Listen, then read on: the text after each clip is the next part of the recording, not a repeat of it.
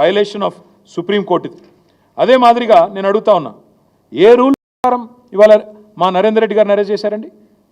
ఏ rule ప్రకారం ఎత్తుకుపోయినారు, ఆయన kidnap చేసినారు? ఇవాళ ఆ రాజ్యాంగం ఏందో మేము కూడా అడుగుతా ఉన్నాం. ఇవాళ పేపర్లో చూస్తే నిజంగా బాధ అనిపించింది.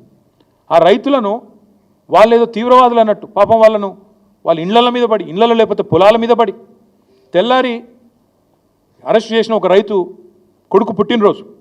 ఇవాళ ఆ తల్లి ఆ కొడుకు ఇద్దరు ఏడుస్తూ ఉన్నారు.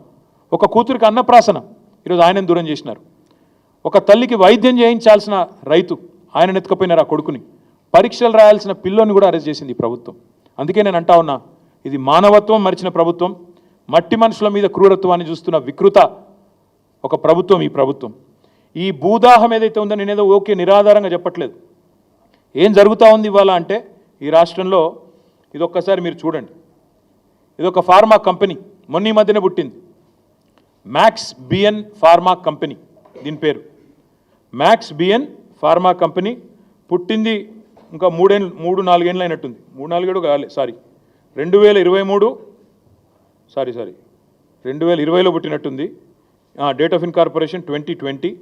ఇందులో ఎవరున్నారా అంటే దీని main director, promoter Satyanarayana Reddy Goluguri. Satyanarayana Reddy Goluguri వీళ్ళెవరు? రేవంత్ రెడ్డి గారి అల్లుడు. రేవంత్ రెడ్డి గారు పిల్లనిచ్చిన అల్లుడు సత్యనారాయణ రెడ్డి గొలుగూరి. ఈ మ్యాక్స్ బిఎన్ ఫార్మా కంపెనీ విస్తరణ కోసం ఈ ఫార్మా విలేజ్లలో భూములు తీసుకొని దానికి అనుగుణంగా వాళ్ళ విస్తరణ కోసం సహకరించడానికే ఇదంతా చేస్తూ ఉన్నారు. ఇంకొక మాట, ఇందులోనే ఇదే మ్యాక్స్ బిఎన్ ఫార్మా కంపెనీలో ఇంకొక ఆయన ఉన్నాడు డైరెక్టర్. ఆయన పేరు అన్నం శరత్. ఈ అన్నం శరత్ అన్నట్టు ఆయనది కూడా ఇంట్రెస్టింగ్ ఇది ఉన్నది. మ్యాక్స్ బిఎన్ ఫార్మా కంపెనీ ఏమో వాళ్ళ అల్లుడు గారిది. అందులోనే ఇంకొక ఆయన ఉన్నాడు అన్నం శరత్.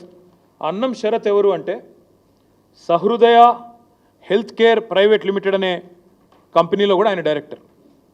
సహృదయ health care. ఆ సహృదయ హెల్త్ కేర్ అన్నం శరత్ ఎవరంటే ఒక గీన ముఖ్యమంత్రి పక్కన నిలబడ్డా. ఆయన ముఖ్యమంత్రి పక్కన నిలబడ్డాడు. ముఖ్యమంత్రి గారు మొన్న మెడికవర్ అనే ఒక హాస్పిటల్ ప్రారంభోత్సవానికి వరంగల్కు ప్రత్యేకంగా పోయినారు. వరంగల్ ఎంజీఎం హాస్పిటల్కి పోలేదు. వరంగల్లో రైతులు పత్తి లేకపోతే పత్తి రైతులు ఏడుస్తుంటే అక్కడ పోలేదు. వరంగల్ ఎంజీఎం హాస్పిటల్లో 6 గంటల కరెంటు పోతే పట్టించుకోలేదు. కానీ ఒక ప్రైవేట్ హాస్పిటల్ మెడికవర్ హాస్పిటల్ ప్రారంభోత్సవానికి ముఖ్యమంత్రి గారు హెలికాప్టర్లో పోయినారు. ఎందుకబ్బా ఈయన మీద ఇంత ప్రేమ అని మేము తవ్వి చూస్తే ఈ అన్నం శరత్ అంటే ఆయనే గొలుగూరి సత్యనారాయణ రెడ్డి అని ముఖ్యమంత్రి గారు అల్లుడు. ఇద్దరు co directors Max BN pharma company. Medicover hospital ఏదైతే ఉన్నదో నాకు తెలిసినంత వరకు, నాకున్న అవగాహన ఉన్నంత వరకు రేవంత్ రెడ్డి గారి వ్యవహారం మనందరం కూడా చూస్తూ ఉన్నాం కాబట్టి మొన్న ఒక యూనిట్ పెట్టింది బెంగళూరులో.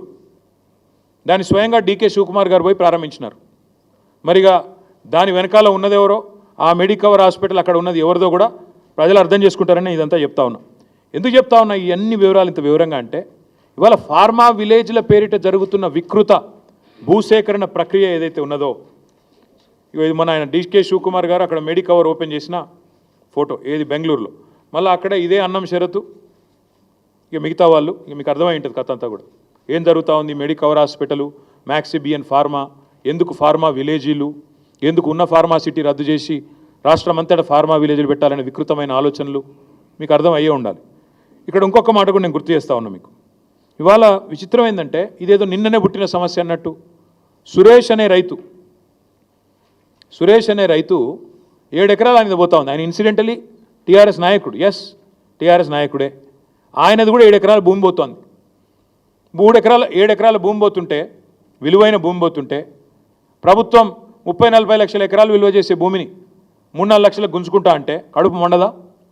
అడగద్దా? ఆయన ఏమైనా కొట్టిండా, దాడి చేసిండా? మర్యాదగా ఆంగ్లంలో నేను చూసిన మొత్తం వీడియో, ఇక్కడికి వచ్చేమో చూసుకునే వచ్చిన, మర్యాదగా ఆ కలెక్టర్ పేరు ప్రతీక్ జైన్కు తెలుగు వస్తుందో రాదో అన్న ఉద్దేశంతో హిందీలా ఇంగ్లీష్లా సురేష్ మంచిగా సంజాయించి చెప్తున్నాడు. సార్ అట్లా కాదు, ఇట్లా మీరు ఎందుకు తీసుకుంటున్నారు అని సంజాయించి చెప్పిండు తప్ప దాడి చేసిండా? చాలా పద్ధతిగా, సార్ భూసేకరణ అక్కడైతే మీటింగ్ ఇక్కడ ఎందుకు పెడుతున్నారు సార్, మీరు రైతులను కలవండి సార్, చాలా మర్యాదగా సంయమనంతో సురేష్ గారు మాట్లాడినారు. ఇవాళ సురేష్తో మాట్లాడుడే తప్పట.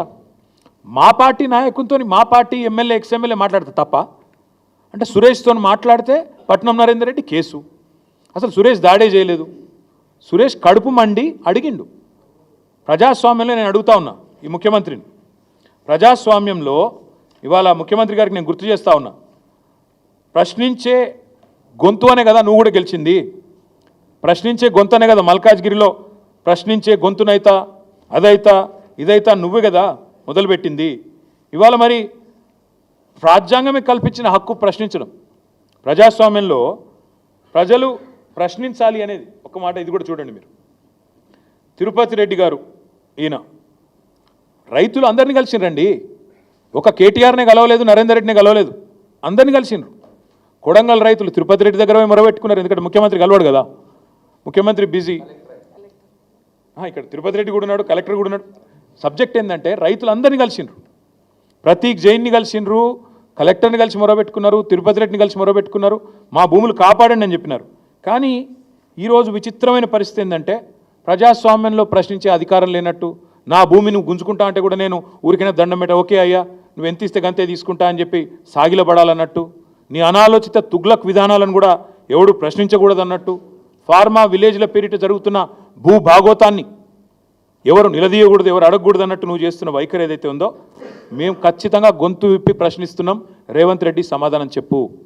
ఒకవేళ సురేష్ మా నరేందర్ రెడ్డిని కలవడం తప్పైతే, సురేష్ మరి నాతో వచ్చి కలవడమే తప్పైతే నేను అడుగుతా ఉన్నా రేవంత్ రెడ్డి గారిని, మరి మీరు రాహుల్ గాంధీ తెల్లారలేస్తే తిడతా ఉంటాడు అదానిని, ఏమని దేశాన్ని దోపిడీ చేస్తాడని తిడతాడు. దేశాన్ని దోపిడీ చేస్తున్నాడు అదాని అని చెప్పి రాహుల్ గాంధీ వ్యతిరేకిస్తూ మాట్లాడతాడు. మరి ఆయనతో నువ్వు కూడా రాసుకొని పూసుకొని తిరుగుతున్నావు కదా. దేశాన్ని దోపిడీ చేస్తున్న అదానితో రాసుకొని పూసుకొని తిరిగే రేవంత్ రెడ్డి గారిని మరి సీఎం పోస్ట్ నుంచి తప్పించాలా వద్దా? నిజంగా మీరు చెప్పింది అదే లాజిక్ అయితే సురేష్ గారు ప్రశ్నించడమే తప్పు, ఆ సురేష్ గారు వచ్చి నన్ను కలవడం, నరేందర్ రెడ్డితో ఫోన్ మాట్లాడడం తప్పైతే నేను అడుగుతా ఉన్నా, ఏం ఎవిడెన్స్ ఉందండి? సురేష్ దాడి చేసిండా, నరేందర్ రెడ్డి దాడి చేపించిండా? ఫోన్లో మాట్లాడటమే తప్ప మా నాయకుడు ఇంకో నాయకుడితో. కాబట్టి నేను అనేది రేవంత్ రెడ్డిని, ఈ ప్రభుత్వాన్ని, వెంటనే మీ మూర్ఖపు ఆలోచనలు మానుకోండి. ఫార్మా విలేజ్ల పేరిట రావణ కష్టం చేస్తాం రాష్ట్రం అంటే ఊరుకోము.